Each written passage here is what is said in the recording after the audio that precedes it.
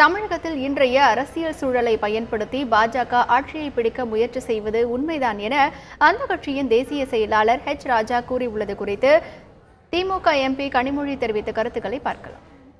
ஏன் பதறீங்க? ஓபிஎஸும் குற்றம் சொல்லல, பிஜேபி எங்களை ஆட்டி படைக்குதுன்னு.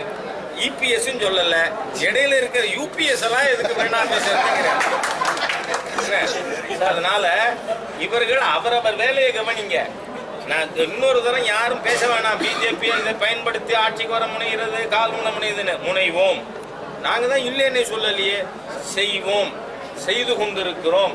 எப்படி இன்றைக்கு இருக்கின்ற சூழ்நிலையை பயன்படுத்தி ஆட்சிக்கு வர 100% முயற்சி செய்வோம், செய்து கொண்டிருக்கிறோம், மக்களை சந்தித்துக் கொண்டிருக்கிறோம். அதனால யாரும் அதை பத்தி இன்னைக்கு கம்ப்ளைண்டே பண்ண வேணாம். நானே ஒப்புதல் வாக்குமூலம் கொடுத்துட்டேன்.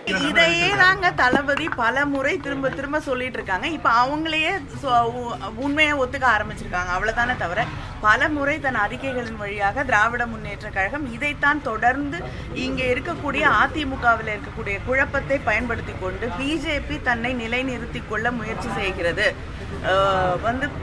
இருக்கக்கூடிய அதிமுக ஆட்சி கிட்டத்தட்ட பிஜேபி ஆட்சியாக நடந்து கொண்டிருக்கிறது என்பதை தான் நாங்கள் திரும்ப திரும்ப சொல்லிக் கொண்டிருக்கிறோம். இன்று பிஜேபியே அந்த உண்மையை ஒத்துக்கொள்கிறது. அவ்வளவு.